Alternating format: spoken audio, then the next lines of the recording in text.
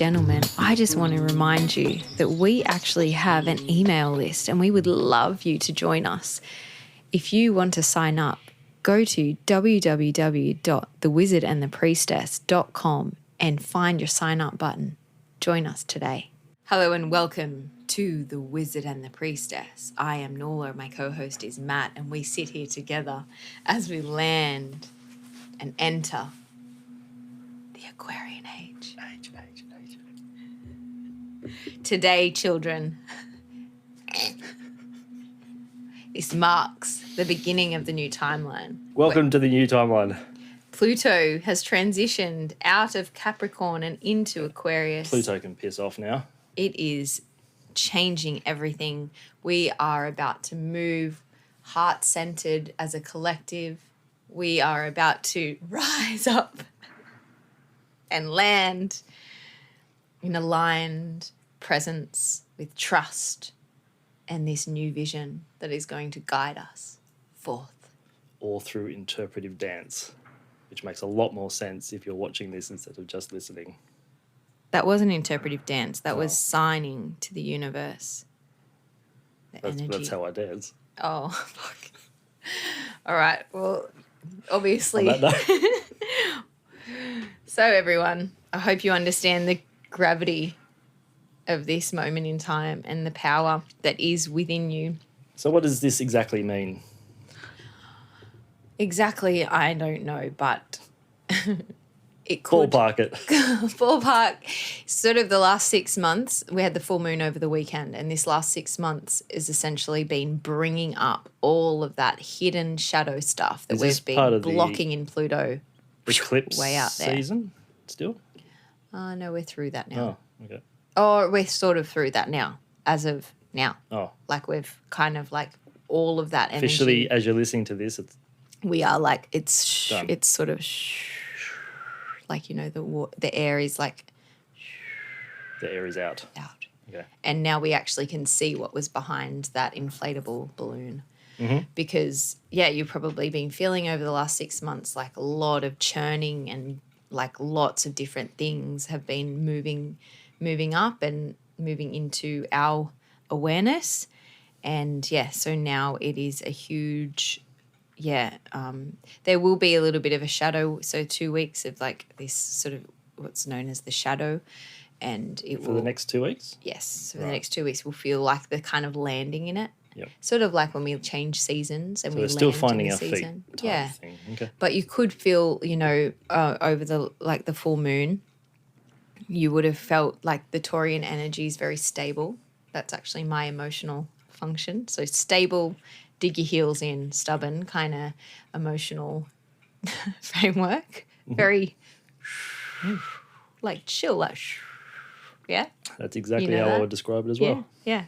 But then there was also this thing where Uranus was squaring the moon, which means that they are like very much like impacting each other, and Uranus is like this function of surprises.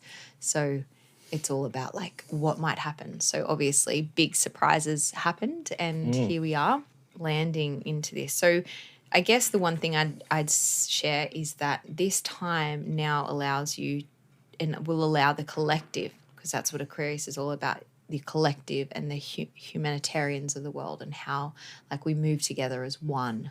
We try and support the earth. We maintain those permaculture principles sort of thing. We want to tend to the earth. We want to eat organically. We want to nourish. Like everything that we've been talking about for the last almost year is all of that. So it's all of those things all being connected to the higher self, being connected to the earth self, being connected to the whole plane, and knowing that we move forward now, and we move forward from that heart center, being guided by trust. And the more, whether we want to or not, that's the way that we'll go. So we'll see lots of shifts happening in the next few years, where all of a sudden we're doing things that are more for the whole as in the living body of the earth. What might this look like for someone who isn't into the astrological?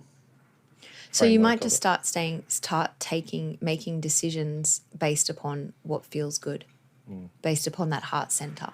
So when you used to tough it out with a friend or a job, and you'd like work it through and like keep like, you know, feeling that tension, but like it's okay for the greater good, I should do this. Yeah. You will find that you choose it away from that. I think in psychology, I think it's Carl Jung that said it's holding the tension of opposites, which is like an intense consciousness itself, holding that tension for both parties. But is it sustainable? Yeah. No.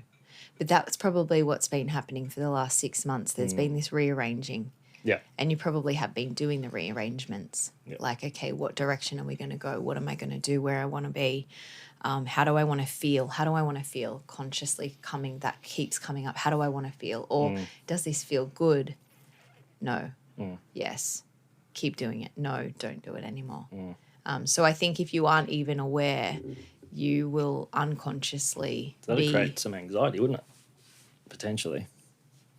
It could, but I think there'd be aspects of the anxiety, but I think what you'd probably find is there's going to be more of you'd feel more like before you would sit down and be like, I'm just going to have my chalk and my cake and I'm just going to sit down and watch the telly.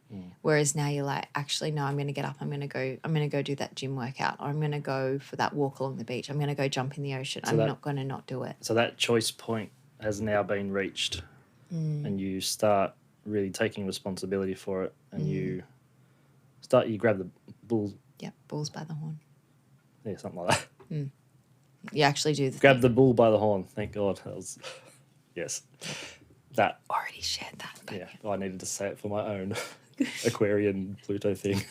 So, yes. So it is. It's sort of, it's a big new vision. It's a big transition. It'll be really cool to see if there's much that happens quickly or if it just takes, because, you know, now we're in, like, we will transition fully into the full Aquarian age. So now Pluto's moving there, but then there's going to be more transition over the next few years where we actually fully, like, the whole movement of life comes from that heart center, comes from that humanitarian basis. And over these next few years, oh, wow, it would be so powerful to see war like actually seen as something that we don't do as humans. Like the potential. So all the wars up to now, Pluto's fault. No, but it is like, it's the way that we've been fighting. We've chosen to fight against rather than with. We've chosen to seperate. We haven't gone with the flow. No, we haven't actually seen Mother Earth in her power and her potential. Like, you know what? We're gonna get to what we're going to be talking about today, but I just wanted to touch on. So my partner's doing a planting workshop for little kids today, and he's been talking about what he's going to share, and I was like, we were cutting open some seeds the other day with the kids just to see what's inside, because essentially, right, we've got the seed and we've got the hard casing on the outside, but what lives inside of that is always creation. As long as that hard outside stays like firm and like contained, the creation is always in the inside. And with the right environment, like good quality water, or ideally water and soil, then that life is like the vibration that is given. The water then feeds life into, I guess it's like the embryonic sac that actually creates it's called something, but then it gives the embryo life. Yep. And by bringing, that's that sprout. So the embryo came to life due to the water going in and surrounding it and all the energy that then creates within that vessel. And flesh of the seed, inside the seed, and that like creates that life, and then life lives. And it's like, oh my gosh, like that's what we're going to start understanding, that we need to ensure that the embryo of life is always within. It's always there. It's always capable of sprouting if it's given the right environment. Yep. And like with the plant, it's the water. With us, it's love. With all earthly animals and plants and living things, it's going to be love and water and food. So it's like those things, those components are now going to be more on the tip of our tongue. From a literal viewpoint, yeah. No, But it's going to be maybe the tip of your nose. It's going to be in our consciousness. It's going to be on the tip of our nose. Right. Like, it's just going to be there. Okay. It's going to be right there. And we're going to keep moving towards that and keep inviting that in, because that's like, isn't that just magic? Like, you forget about the magic of the seed. Oh, I think we forget about magic of life, but the seed itself. Like, but just that like when tiny you little see seed has the entire information of that entire species. Yeah. That genome. Yeah. And like the abundance of those seeds. Like, they also did a tomato part where with the little kids, and they open up the tomato and count out how many tomatoes. There's like, well, realistically, there's like 20 to 50 in a tiny cherry tomato. Yeah. That is 20 to 50 opportunities of that tomato seed. And in each one of those is 20 to 50. On and on it goes. It's just magic. And obviously humans are the same, but when you can actually hold the seed in your hand, and it's dried. You know, the seed bank where it like, thank God for seed banks, but like, they house the universe, right? Right there. And they're all dried out. They're all just waiting for the right nutrients to bring them to life, because there's the life that is living inside of it, just waiting. Amazing.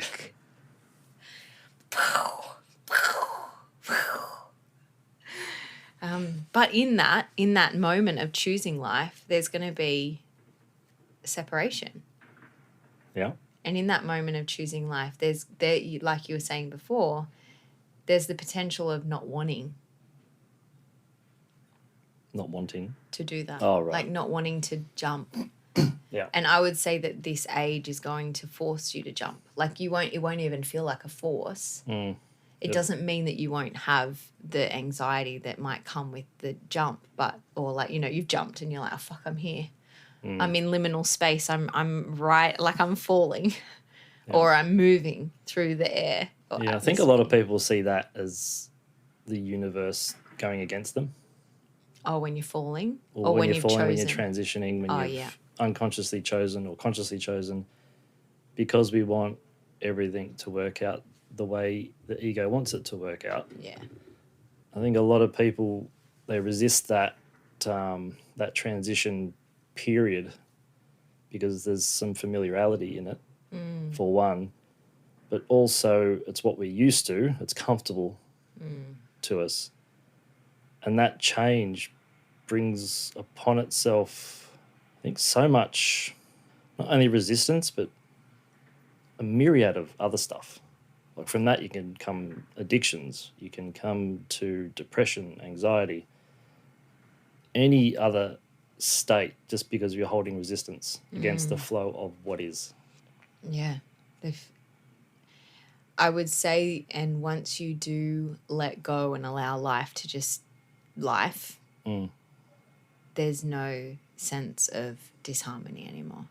I've got a question related to that, sort of. What's the opposite of life? I know you don't want me to say death. You say whatever you say. That's my point. Most people say death is the opposite to life. It's not. What is the Birth opposite? is the opposite to death. Life just is. Doesn't have an opposite. So you could argue we're going through a death experience, metaphysically.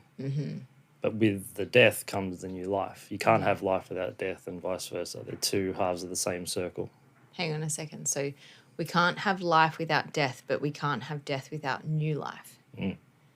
So it's like, if we're looking at, would it be like, this is new life and this is birth and this is death, and then what is around it is life? So if you have two halves of a circle, this is life, this is death, in the middle is life. Hang on, no, you said that wrong. Do that again. This is birth. There's no right and wrong. Oh, they aren't opposites either? I'm going to have to explain this 16 times like every other concepts we've talked about. No, you just said it wrong. Try again. Life? Hang on, is it life or do you mean birth? Sorry, birth, my bad. Thank you, everyone. Thank you. Sorry, we're talking about prenatal training again. Birth? That was me. Yes, birth. Life, yeah. And then in the middle, is the flow of life. It's the flow of life. Okay, everybody, it's not going around the outside. It's going through the middle, Think like the yin and yang. Tai Chi symbol, yeah. Yin and yang. And it's not Tai Chi. It's the yin and yang. What's the concept of Tai Chi? Okay, thank you. Balancing yin and yang. Yes, that's what it's doing, but yin and Right. yang is not actually Let's Tai Chi. argue with Lao Tzu. What? He invented that. Lao Tzu? He invented that Uh-huh. thing. Yeah. Anyway, I don't think his we name. digress. I don't think his name's Loud Sue, but all right. Lao Tzu. Oh, good. Okay. I thought you called him Loud Sue. I'm pretty sure he's not called Wow. Loud Sue. I mean, Sue is loud, but I mean, Don't get me started on pretty Sue. sure she didn't get that happening. I can't see Sue getting that though. No. Definitely not. Shout out whoever Sue is. Sue. Oh, I know Loud Sue. Where we were going though, was that, yeah. So life is the line in the middle. We've got birth on one side, we've got death on the other side, and that energy is the flow. So we're coming into the other side of the circle, or the other side of the orbit. Mm-hmm. We'll call it. Yeah. And with that, obviously, comes lots of different feelings. I want to come back to what you shared about the thing with when we're going through a transition and we're feeling lots of feelings and we are trying to grapple with acceptance because it isn't going as planned.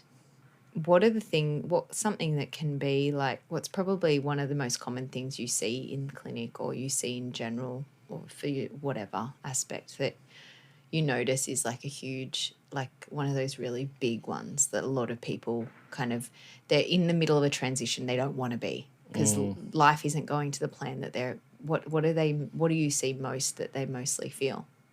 Fear. Fear. It's fear of the unknown, but it's also the fear of change. And it's scary. Yeah. To be fair, I mean, it's scary as shit a lot of the time because our ego conscious construct wants to be in control of everything and have everything be rainbows and butterflies. But in reality, we want to avoid the lions and tigers and the bears that we've been told about.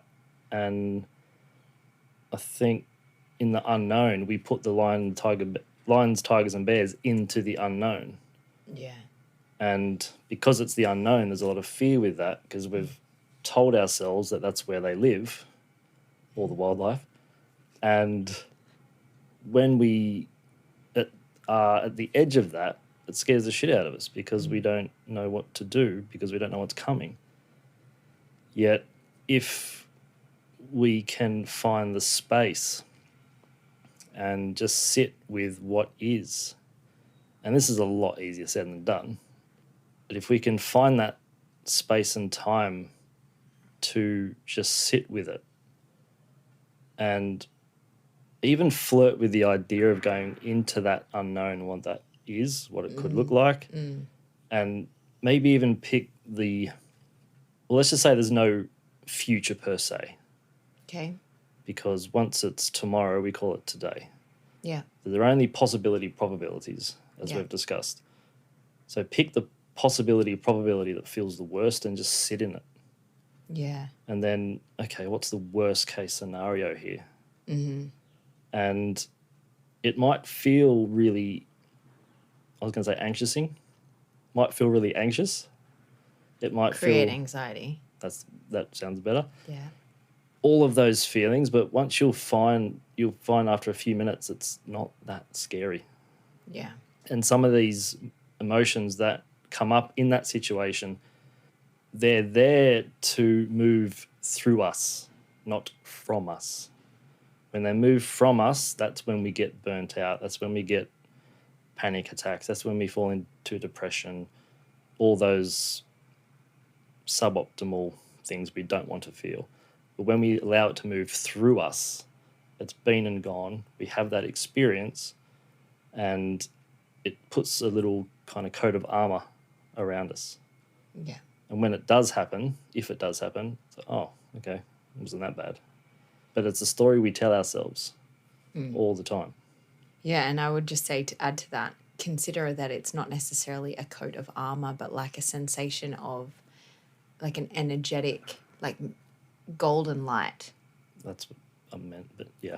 I know you meant that. I'm not saying that what you're saying is father over here is getting upset with the right and wrong, but I'm just going to say be like more like the mother and be more fluid and think about how someone could take that as something really like hard and factual, but actually it's sort of, I would like to just share with listeners to think of it like it being more of a like the aura that is around us. Think of it being like when we have sat with and felt emotion and we've allowed that emotion to move through us, then it leaves with us like a little bit, an array of molecules around us that then allow us to then feel more resilient, to allow us to feel more powerful, more strong, more trusting and more capable. So it sort of brings more life to us rather than taking away. And the one thing that will take things away is the story that we keep defining ourselves with. Because how often does the story we tell ourselves match the story that we tell others? Or when I say the story we tell others is how others perceive us. Very rarely. It's never the same. No. So until those stories match up, you'll be in that voidy bit. Yeah, for sure. And so when we were talking about this idea of transition and this sensation of potential feelings of anxiety, especially anxiety because we're worried and concerned and fearful about the future. So we're just holding on, essentially. Yeah. Holding on. You wanted to dive into that a little bit more. So did you have more to go there so I can give my example after you share? No, I think you should go first. Ladies first. We were just talking about, as we're preparing for today, just these feelings that come and that, we trust and we let them move through. But something that came up for me in terms of what we were, like the word that Matt wanted to speak of in this time that he hasn't shared just yet, but was separation anxiety. So it's like that actual separation as you transition. Did you want me to intro it like I that? did. Oh. Well, it's asterisked there for you. Anyway, that feeling that we don't actually let go or we don't actually do the thing that we should be doing. We're not actually trusting when something's banging, like telling us to do something differently. Matt and I shared that we both do this, and we will hold and encase something until its life is completely like We dust. hold on. Dear life. It's like dust. Other than that, we're pretty perfect. Yeah, I mean, fuck, look at us. Look at your shirt. Love that shirt for you, Aquarian age. Here we go. This is how I roll now. Yeah, so that feeling of separation anxiety. And do you want to take that or shall I continue? I think you've got good momentum. So one thing about that and that part that you were going to share, which you will take and share in a minute, is this idea of, we don't do things because we don't feel comfortable. It doesn't feel comfortable. Those lions and tigers and bears are there and we're like, okay, you're on the other side. You're not where I want to go. But when we actually lean in and we find that lion hits us square in the face, we actually can release all of that. But it's until we lean in and let that lion essentially meet us and greet us and then understand that. And for example, in like an actual example is like, okay, we don't want to leave the job. Like I don't want to go. I love this job. I'm not actually recognizing and seeing that I am the lion. The lion is already a part of me because I'm consumed by something that doesn't feel right. And that line could also be just for the paycheck as well. Totally. And all of those feelings, but we're doing that from a lack of alignment as well. We're not in peace. We're not peaceful. And so holding on to something that actually isn't serving us. And then all of a sudden we, can sort of bring our vision away, understand that. And we're not able to lean in because it feels too dangerous to actually separate from because of that feeling of separation anxiety. And I just wanted to touch on this as a parent and what I see and what I've read very recently. And of course it's beautifully in alignment because I read it just the other day, and it was a beautiful lady who shares a lot about parenting things and this idea that today, in most today's world, parents are happy and feel very comfortable to leave their crying child with a supported caregiver. So whether that be daycare, whether that be swimming, whether that be a grandparent or someone a nanny or something like that, and they're happy to leave a crying child there for the feeling of like, all right, I've got my things to do. See ya. And we've become desensitized to that. That's actually totally normal. And we can do that from the moment the baby is fairly like early on born to right up until they're teenage, or I don't know how old, I don't have teenage children. Let's say up to 5 years, because that's what I've got and that's what I've seen. And we're happy to leave them there, and they're uncomfortable, but we're like, okay, I've seen this at. Yeah. I was going to say we've made it comfortable for ourselves. Yeah, well, we've come to Yeah. accept it. Yeah. Like, we have accepted that separation is normal, and they've just got to learn that I'm going to walk away now. And psychologically, we now know that that's not the case. The child doesn't learn through a feeling of, okay, now this place is safe for me. The child learns, well, mum's not coming back. Well, the child doesn't know, oh, mum's got to go to work to do the things that she needs to do to support me. The child doesn't know that. No. Can't even compute that. No. All it sees is, oh, there's my life. It's separating Yeah. from me. Yeah. And so we want to hold on longer. Does the child know that they're coming back No. at that age? I think there's specific ages, but from my experience with my children, it's between, say, 18 months and 3 years that a child can conceptualize the idea that they're going to be back. Okay. But like it might be up until 12 months specifically that a child does not see themselves as separate from the mother. Yeah, I know that to be, I think, probably for the first, I read it was till the infant starts to say no.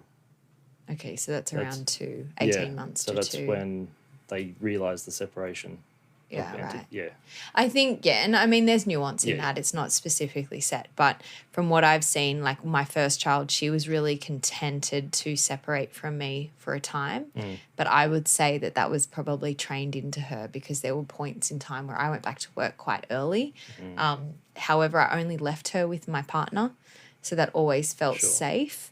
I left her with her dad, and so there was a difference in that. It was never, and she didn't often cry when I left. There were moments when she would cry, but I think that was almost a training for when she did go to, I did nanny share care, so with one other child, and we had a nanny, and that she never had a problem with that from about 18 months. Whereas my next child, second child, she had much.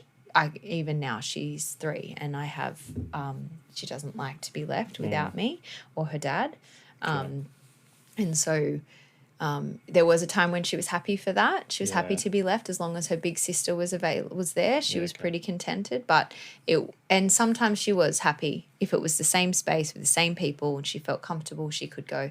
But now that I have a third child, that's changed again. But that's a dynamic aspect.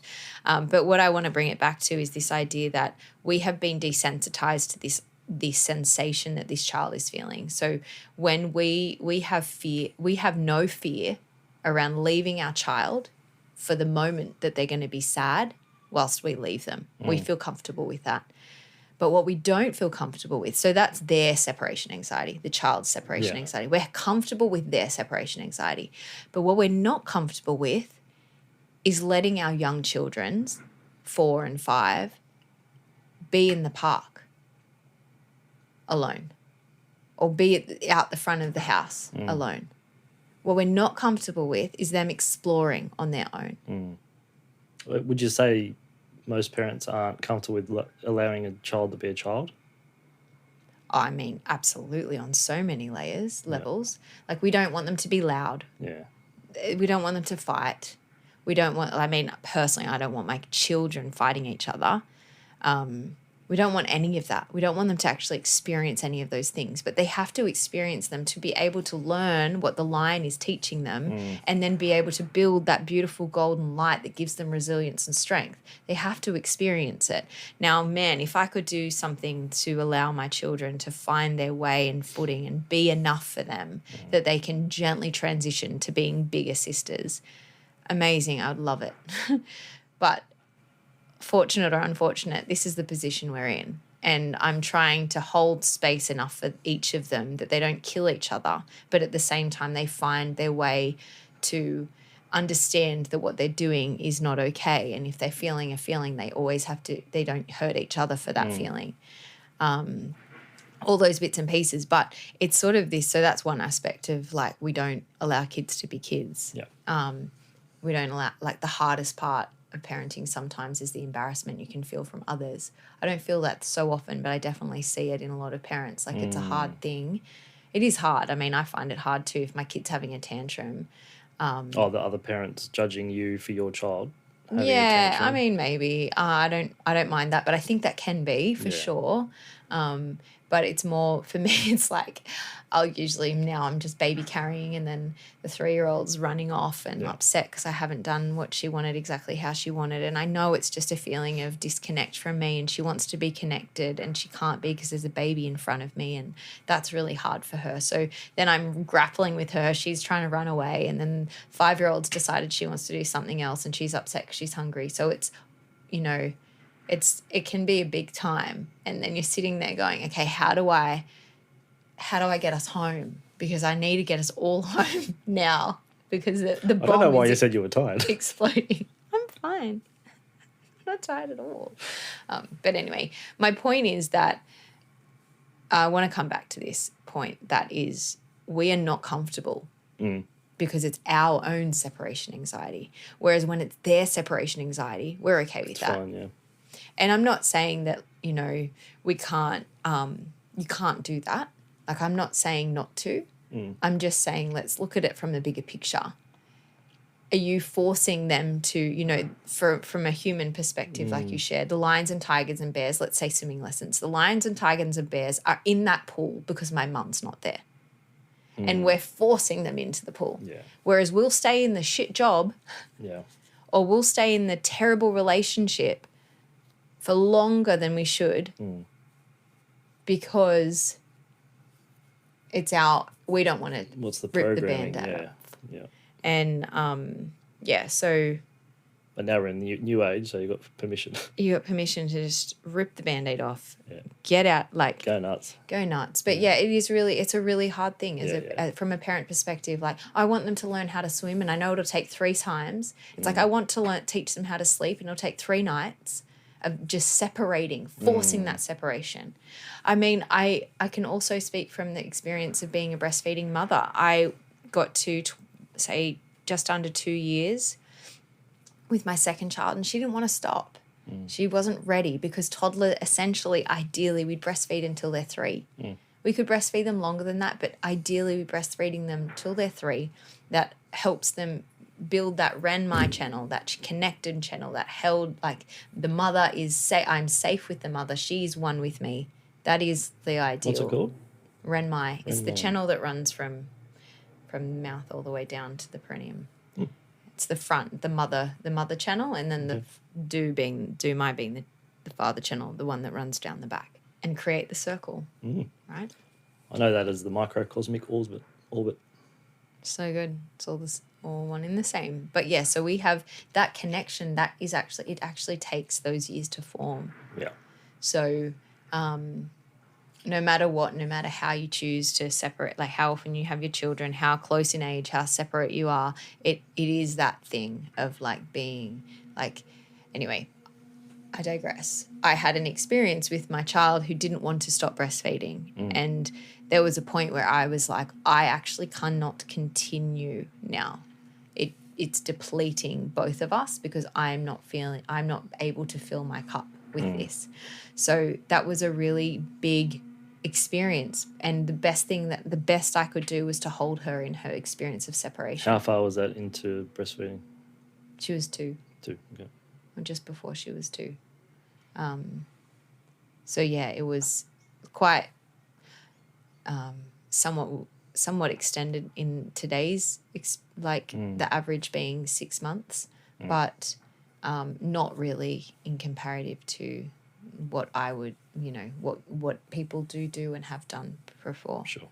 But yeah, I think that it's in the ability to hold ourselves and our own sense of self and their sense of self, and being able to understand, like in all relationship, right? Being able to relate to one another and understand, okay, this is where I need to draw a line. This is where I need to hold myself, give myself some space, or need to. Because what a lot of people don't realize or acknowledge as well, with every relationship, there's 3 relationships. There's the relationship between you and them, and then the relationship itself is you've created its own, what's called an egregore, like its own thought form. So there's the 3 relationships in the one relationship. And I know Paul Chek talks about the I, we, all concept. So you can't have a healthy we without 2 healthy I's. As in me, and you, and you. So our relationship. Us. Yeah. My job in this relationship is to bring Happiness. chocolate. Snacks. No, but it's to bring the best of me to the table. Yes. You'll probably disagree. I mean, but that's another. Go on, I'm open to hearing what you are another sharing. episode. Maybe even a series. Go on. So you need to bring the best of you if to I the bring table. the best of me to the table, you bring the best of you to the table. Yes. And of course, there's a little bit of leeway with that from time to time. Luckily for As you. we look awkwardly at the camera. Then you have, I'm 50%, you're 50%, but then you have 100% access to that 50%. Does that make sense? Like, I can take all of that. But you have access to it. Okay. And I have access to it. Okay. So that creates the healthy we, the relationship. Right. And then from there, it has its own aura, if you will, which is the healthy relationship. It's 2 people relating in relation to one another. But it's when one person gets so depleted within themselves, for whatever reason, they will either step away or get lost in the relationship. So then if I get lost in the relationship, I then rely on you for my happiness. And then if you step away for whatever, because maybe you need all the time, then I get anxious because my needs aren't being met because I've put all my power into you. And that's going to create further anxiety for me. And more like probably grasping and holding and like... Well, I could get really possessive. I could get really... What was the thing you said to me before? Really, I can't remember what you said. I can't remember. There's a lot of things that you get. It's true. I could get possessive. I could get really rebellious. Agitated, and just completely push or anything in between. Yeah. And that's going to show up differently from person to person. You go like separate. Yeah. Yeah. So go inwards away rather than lean in towards. And if I'm not in myself and fill my own cup up and have enough, have something for myself in my own mind that's mine, then I'm going to get lost in your stuff, but then I also become a vacuum for all of your stuff. Yeah, right. So even that also impacts, like, so me as the I in I. If I'm only playing it like 40% instead of the 100, if I'm only giving 40% instead of 100, you're going to feel all that too. Then there's 10% I have no access to. 60% or what? Or however you want to do the math. Gosh, I shouldn't have done percentages. Fractions? Log division. See, now it would have come in handy. Let me just call Dad.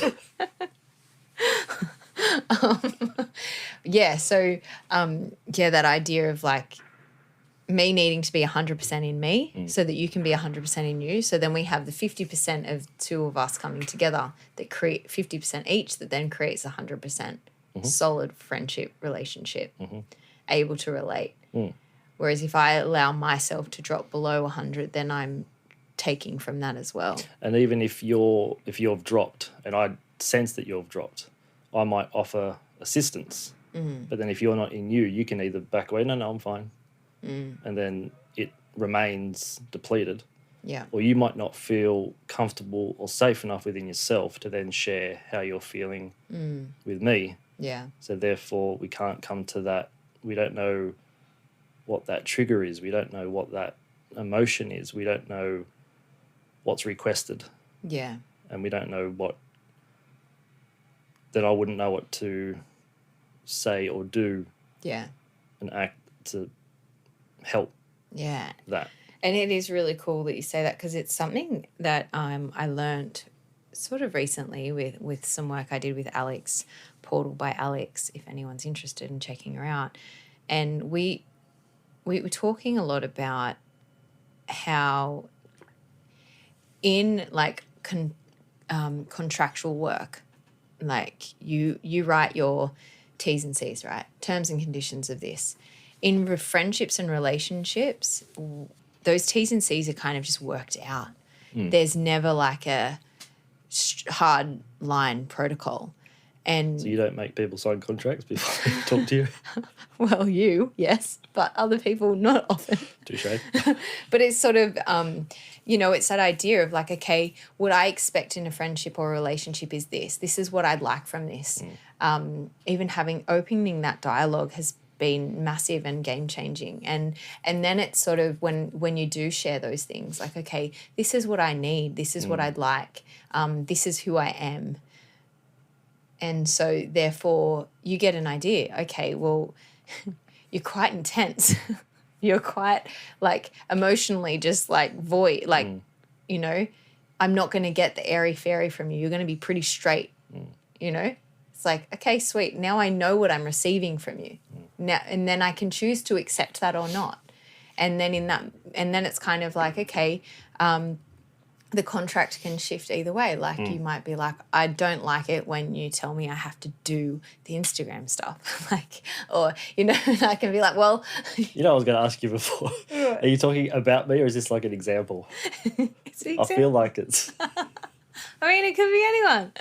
But I think it's really. So that's the triggered event. You know what? I guess, no. What I would say in that is just this feeling of when you are in flow and symbiosis, when something feels really simple and flowing, you're probably choosing correctly. That doesn't mean that there's no shake, there's no lions and tigers and bears, but it's the ability to lean into that lion and tiger and bear and find it, pull it out, understand what that trigger is, and then be able to form a more solid, to create that more ambiance within that center, right? So if we've got our 100, we need to look at our own lions and tigers and bears, be conscious of them, keep working through them, and becoming aware that we can lean in and allow that transition. Also, because I'm going to bring up your lions, tigers, and bears, and vice versa. Yeah, for sure. Yeah. So I think my lions and tigers, if you're watching the video, I think my lions and tigers and bears are over to my left. Then we have our friendship in the middle, and then your lions and tigers and bears are over there. So then we're kind of like, I think they're over here, but they're actually in here. But I was going to say then. They're actually talking to each other. To the degree you do say something that activates my. Yes. That I can see, I'm seeing your. What are we using? Like tigers. Tigers. I can see your tiger, but that's because my tiger isn't settled yet. Yeah. I haven't healed my tiger. You haven't lent into that tiger. No. So your tiger is going to piss me off. In other words, your spirit is going to irritate my demon, aka tiger. Oh, okay, because say for example, this tiger is no longer a tiger. It's a tiger that's like within me. Yeah. And then your tiger's over there being like, for you. Because we are our lions and tigers and bears. Yeah.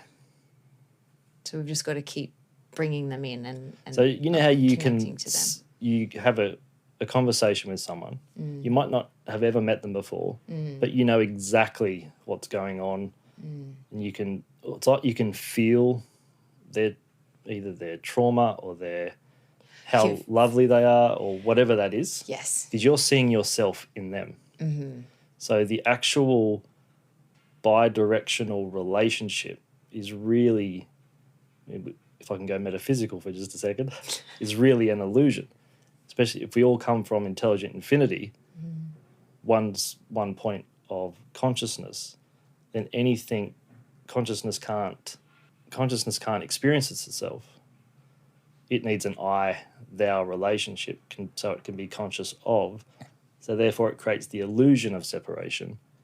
When we get that separation anxiety, we're stuck in the denseness of that illusion. That's why when I spot your tiger, because it irritates my tiger, that's the illusion that I'm stuck in. But if I can say, oh, you've got your tiger, that stirs up something in me, I'm going to work on my tiger. Hopefully I'm open enough to share my tiger, to say this is what's going on, and you can hold space for that. And that's when essentially it becomes one. Yeah. That's good. Fuck. Say, we should carry our microphones. Well, we used to try that. Be there. Won't do it again. Don't worry, Paris. Yeah, absolutely. And that's growth. Boom. There's the cure. I reckon we leave it at that. Can do. Thanks for listening, everybody. I hope you enjoy this new age. Oh, yeah. Give yourself permission to let go, let yourself off the hook, and trust the new vision. Dream big. Here we go.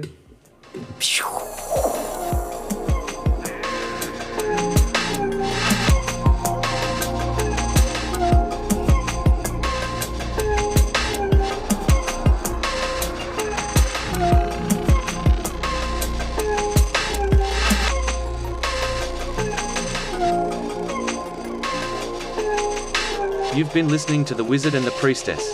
Thanks for stopping by. Stay connected and be open.